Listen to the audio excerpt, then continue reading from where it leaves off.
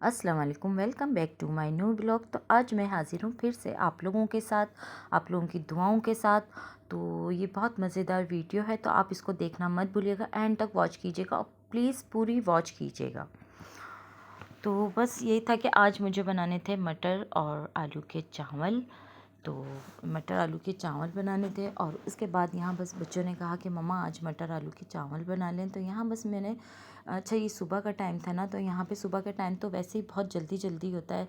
तो बेटियाँ मेरी होती हैं ना, तो वो ज़रा थोड़ी हेल्प करवा लेती हैं। तो आज हरीज़ा जो है कॉलेज गई हुई थी और मैसा यूनिवर्सिटी थी। तो यहाँ बस ये था कि मुझे जल्दी जल्दी हर काम करना होता है ताकि देर ना हो जाए। बच्चे स्कूल से आते हैं ना, तो फ़ौरन बस मुझे जो है खाना उनके आगे दस्तरखान लगाना पड़ता है। खाना मुझे इस तरीके से रेडी करना पड़ता है कि बस बच्चे आते के साथ जो है खाना खाएंगे, फ्रेश होंगे और खाना खाएंगे।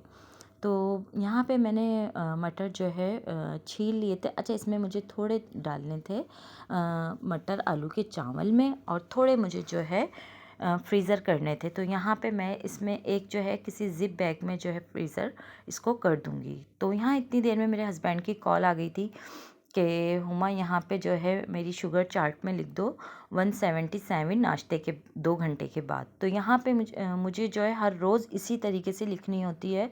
और कभी मैं जो है अगर वो मुझे बोलते हैं मैं भूल जाती हूँ, तो फिर मैं थोड़ी देर बाद यही कि लिख लिख देती हूँ ना। ऐसा होता है ना, काम में बिज़ी हो जाती हूँ, बीच में भूल गई, तो ये एक मेरी ज़िम्मेदारी है, तो ये मैं ही करती हूँ। तो इंसुलिन लगाते हैं, उसके बाद रात में जो फिर मेडिसिन देनी होती है वो भी मैं ही करती हूँ। फिर सुबह जो नाश्ते की जो लिखना ही होती है चार्ट में ना, तो वो भी मैं लिखती हूँ। नाश्ते के बाद वाली भी, रात को खाने से पहले, खाने के बाद वाली भी, तकरीबन वो जो है इसी तरीके से लिखते थे कि फिर जो है डॉक्टर्स को दिखाना पड़ता है ना, तो ट्रीटमेंट इसी तरीके से होता है। उसके बाद यहाँ पे बस मुझे बहुत देर हो रही थी, तो मैं जल्दी से बस किचन में आ गई थी। तो यहाँ पे जो मैंने मटर छीले थे ना, तो इनको मुझे जो है फ्रीज़र करने थे। तो इतनी देर में मैंने सोचा कि पहले मैं यहाँ पे जो है प्याज फ्राई कर लूँ और मसाला जो मैंने तैयार कर रखा था। तो अच्छा, मसाले की तो वही रेसिपी है जो अक्सर मैं आप लोगों को हर व्लॉग में पुलाव की, बिरयानी की शेयर कर चुकी हूँ। तो सब फुल रेसिपी वही होगी तकरीबन।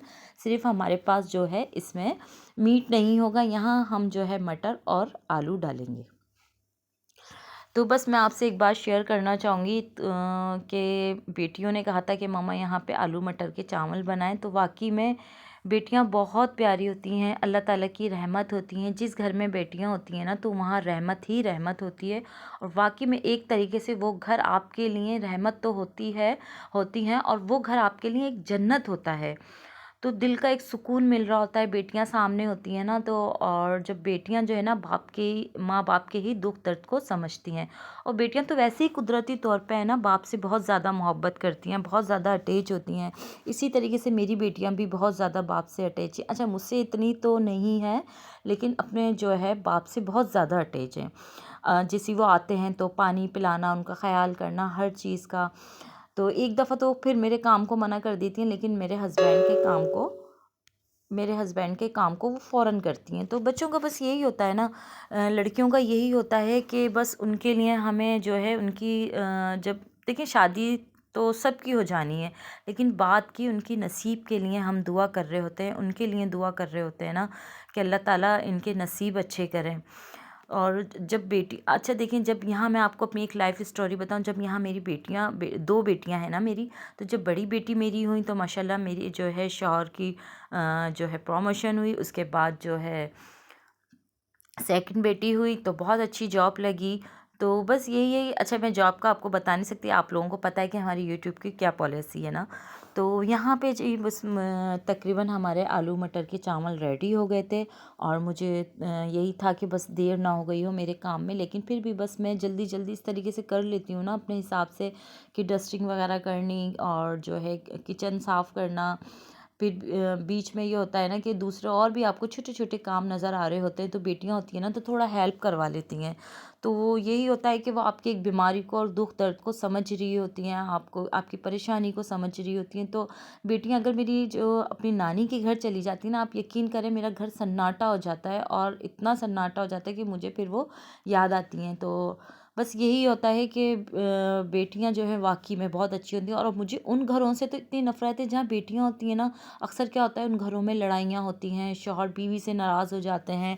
अरे बेवकूफ़ लोगों से ये पूछो कि बेटियां कितनी रहमत होती है, आप आजमा कर तो देखो। और खुशी मिलती है उनसे और घर सूना सूना रहता है। बिल्कुल जो है जब बेटियां दिल से और आप प्यार दो ना उनको, उनका एक अपना ही वो होता है। तो यहाँ पे आप मेरे चैनल को सब्सक्राइब करिएगा, लाइक करिएगा, शेयर करिएगा, बेल आइकन बटन दबाकर प्रेस करिएगा ताकि आने वाली नोटिफिकेशन आप लोगों तक पहुँच सके। तो यहाँ हरीज़ा बस नमाज़ पढ़ रही थी, हरीज़ा की नमाज की टाइमिंग हो गई थी। उन्होंने जो है किचन भी क्लीन कर दिया था। तो आई होप, मुझे उम्मीद है कि मेरा ये व्लॉग पसंद आए तो ज़रूर लाइक करिएगा, शेयर करिएगा। ओके।